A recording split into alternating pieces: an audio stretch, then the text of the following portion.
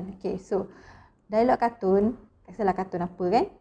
So anak repeat. Yang pertama sekali kita kena tengok adakah dia repeat dialog tu dalam situasi yang betul. Situasi tu kena ke tak? Ataupun dia repeat memang dia repeat pada situasi yang tak kena dengan ayat tu. Contohlah. Contoh kita kata, wah sedapnya kan. Dialog kartun. Wow sedapnya. Adakah dia gunakan wow sedapnya tu pada ketika macam ada makanan.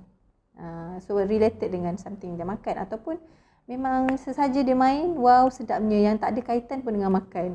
Ataupun dia duduk sendiri-sendiri disebut perkataan tu. Ataupun any dialog.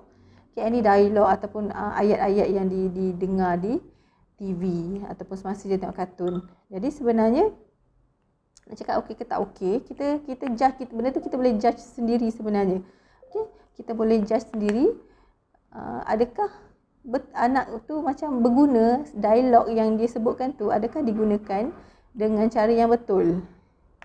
Dan benda tu pun kalau anak tu boleh repeat sekalipun, saya tak rasa dia boleh gunakan dalam pelbagai situasi yang banyak dan pelbagai. Dia tak boleh guna untuk bersembang pun. Okay, sebab bagi saya kebanyakan kalau kita tengok kartun, tengok TV, itu lebih kepada kita nak entertainment. Bukan kita untuk belajar bahasa dan belajar bercakap, belajar bersembang dan berkomunikasi. Alright?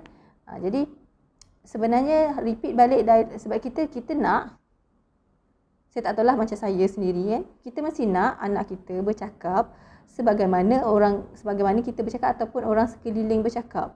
Okay, contoh kalau intonasi dia macam ni, okay, cara kita bercakap, okay, kita tak nak anak kita cakap baku kan. Kalau nak okey je, tak ada masalah. Contoh dia, kita nak ke anak kita cakap macam, mama, saya nak pergi ke kedai. Ataupun mama nak pergi kedai. Kan ada beza.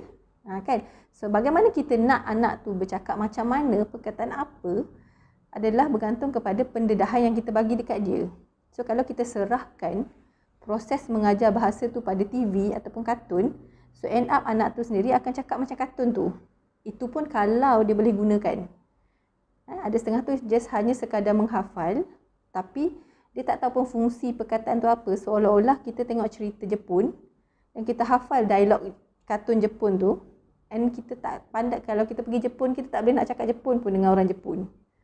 Sebab kita tak faham pun apa fungsi ayat tu ataupun apa maksud sebenar ayat yang kita dengar tu. Mungkin ada few yang kita boleh faham, ada few yang kita boleh relatekan dengan situasi, tapi dia tak membolehkan kita menjadi fasih.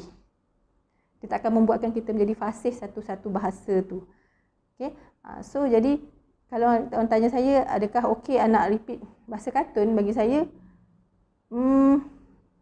kalau dia nak anak dia bercakap macam kartun, okey lah. Tapi kalau macam saya tak naklah anak saya cakap macam kartun tu.